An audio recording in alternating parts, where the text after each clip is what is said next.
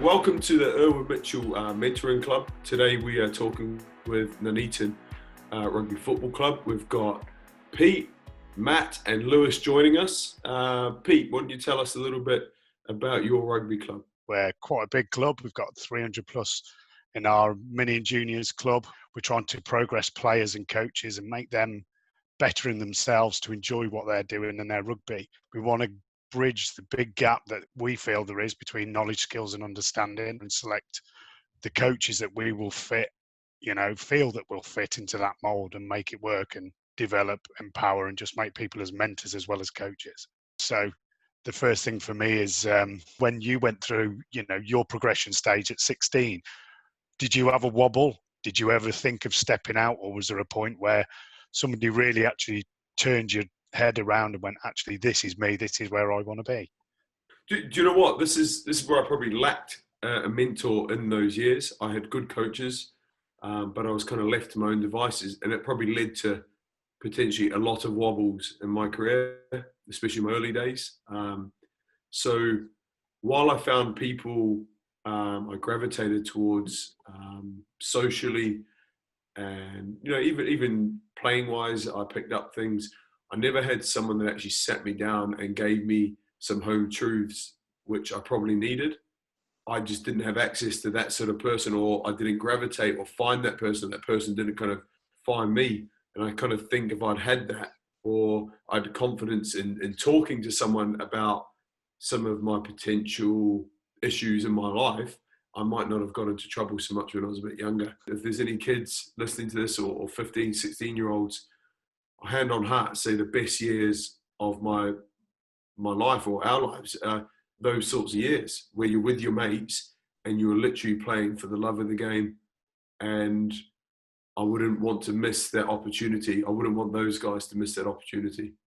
So one of the frustrating things we've got going on at the minute is we've got a really talented bunch of lads.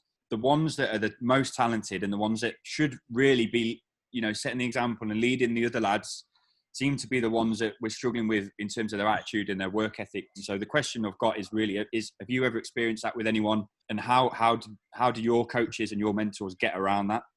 Often the right thing to do is the hardest thing. Often the wrong thing to do is the easy thing. So like to skip training when it's raining, it's easy to do. The hardest thing to do is to turn up when other people are counting on you, when your coaches, your teammates are relying on you. I mean, I've played with plenty of people that have been talented, but they don't really last. They don't last, which is frustrating. And for someone that doesn't possess any talent, all I did was work hard. And I reckon if I looked at the England rugby team, right, I would say all of them have work ethic and hard work, dedication over talent. Those guys that you've got, they're at quite an influential age, and this is where that mentoring thing comes in. Like if you've identified them as talented, like this is where you maybe need to gravitate towards them and maybe just have a talk with them, because at 15, 16, they think they're grown up, so they can have an honest conversation. And if you come from a place, a good place, and you've got a good enough relationship with them, you could just share your concerns for them, potentially wasting their talent, not making the most of themselves. And I think that's a good place to start. I think you're just going to try and get on their level and get them to understand how you feel as a coach of them and what your fears and concerns are for the group. I think kind of transparency and be as open as you can with them and say you need their help. Because guess what? As soon as you say to someone, can you help me, please?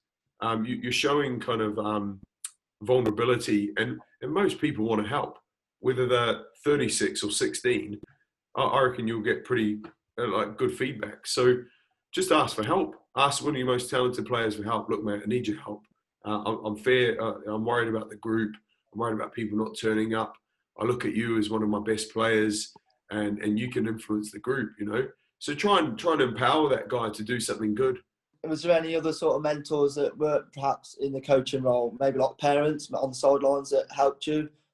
Early on and throughout my life, I've had good people in and around me to help me on my journey. but I didn't realise I had a mentor till I was kind of in my 20s, you know.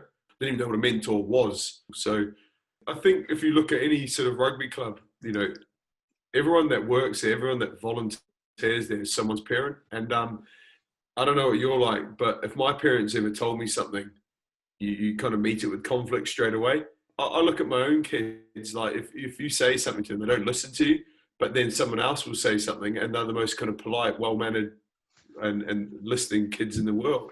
I think naturally, like it's hard being a parent, being obviously a disciplinarian, a teacher, potentially a coach, a logistics manager, driving kids all around the country.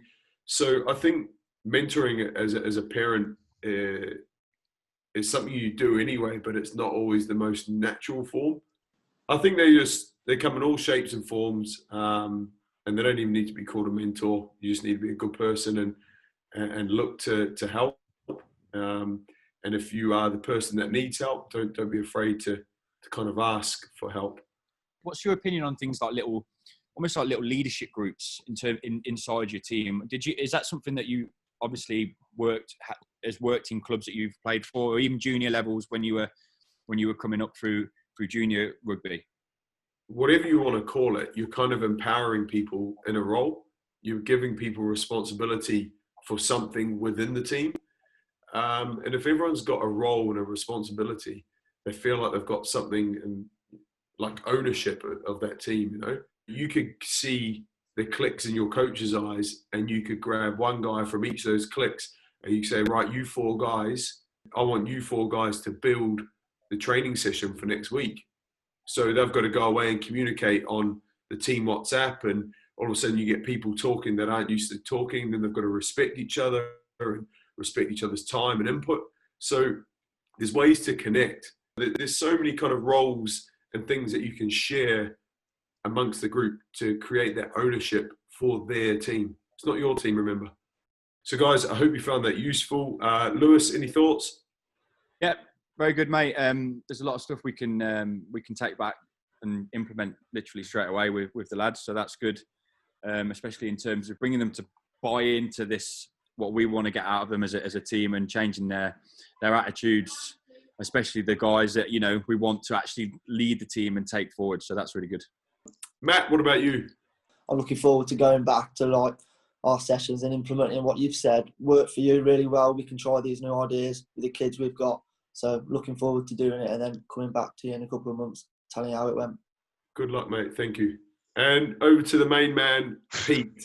Yeah, I think from a holistic point of view with the club, you know, I'm pretty sure the Nuns will benefit from what we're doing greatly, and hopefully we can update you where we are and how our progression path, you know, has been deployed throughout the club, and we'll endeavour to push that from 18 down to 8. So, you know, thank you very much. Appreciate your time. Guys, it's been a pleasure talking to you. I wish you well. We're going to catch up in a couple of months. We'll see you then.